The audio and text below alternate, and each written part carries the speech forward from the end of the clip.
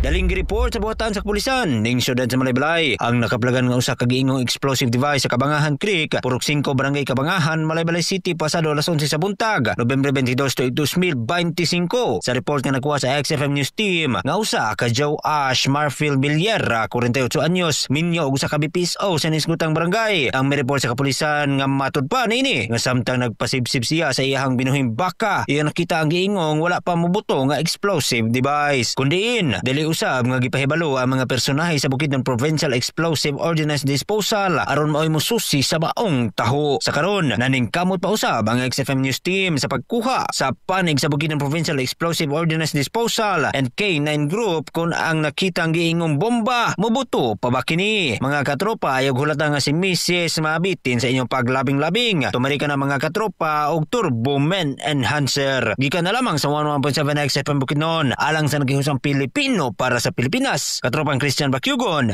XFM